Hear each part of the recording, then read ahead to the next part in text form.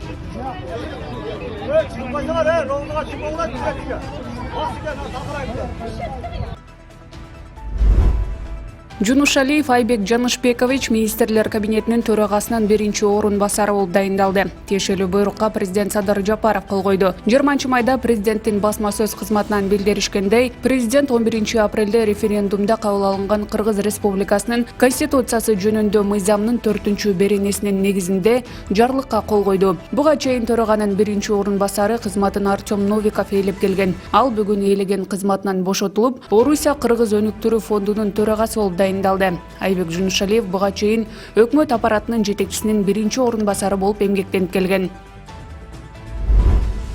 Бүгүн 20 майда Бишкектин чыгыш 5 Кичи районундагы жолдун жабылышына каршы болгон жарандар Сереп медиа маалымат агенттигинин элдик кабарчы рубрикасына кайрылышты. Алардын айтымында аталган Кичи райондо жайгашкан көп кабаттуу үйлөргө Чүй көчөсүнөн кирүүгө болот. Бирок кандайдыр бир кырсык болсо, ал жол менен чоң унаалар, өрт өчүрүүчү унаа дагы кире албайт. Ал эми жергиликтүү бийлик тургундар көп жылдан бери кирип жүргөн Мамбетов көчөсүн жаап салышкан. Себеби номер 9, номер 10 үйдүн айрым жашоочулары жабууну суранышкан. Алардын эмнеге мындай кадамдарга барганы белгисиз. Жолго бетондорду койгон формачан кишилер прокуратуранын кагазы деп бир документти көрсөтүштү.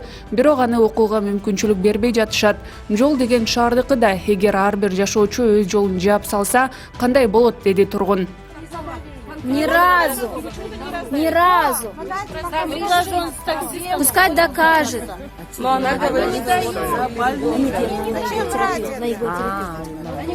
мне еще вот появится ребенок, посмотрим, будешь смотреть.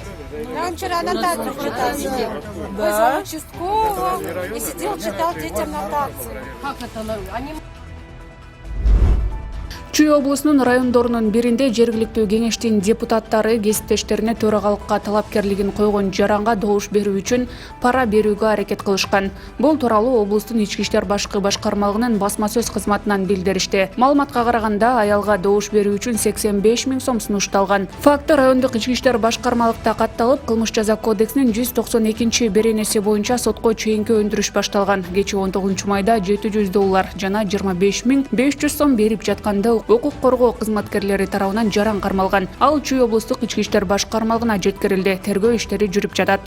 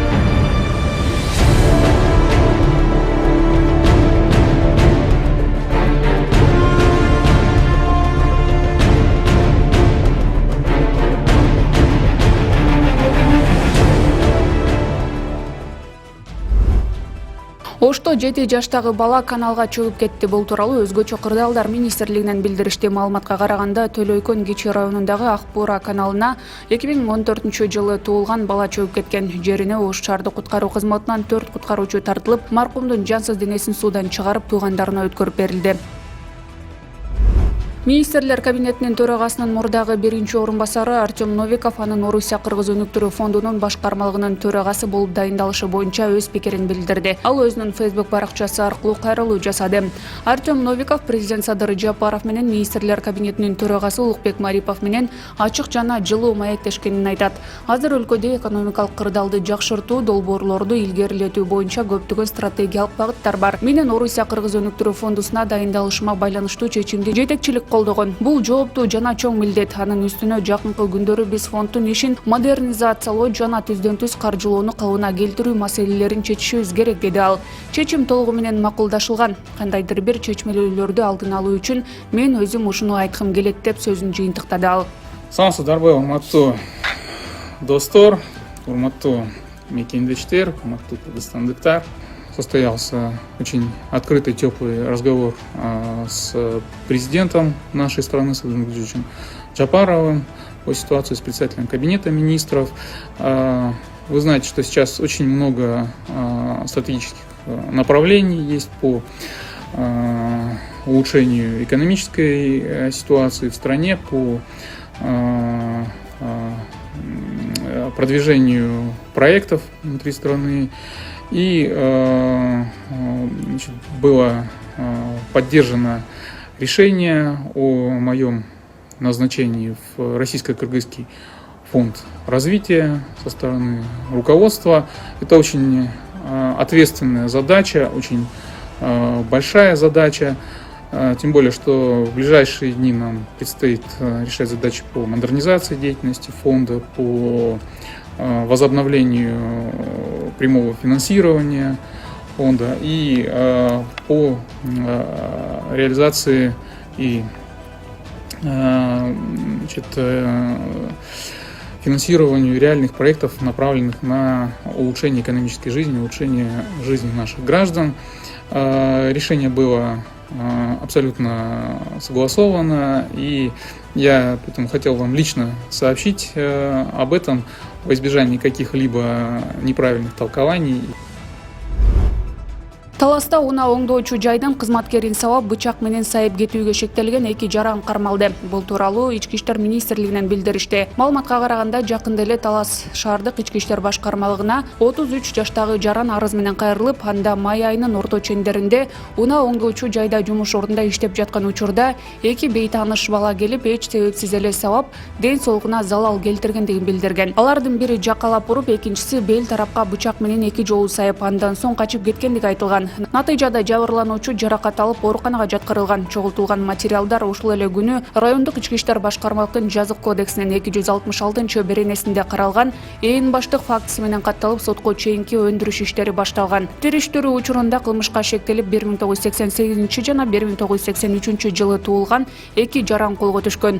Экөө тең Талас облустук ички иштер башкармалыгынын убактылуу кармоочу жайына камакка алынып, учурда кылмыш иши боюнча тергөө аракеттери жүргүзүлүүдө.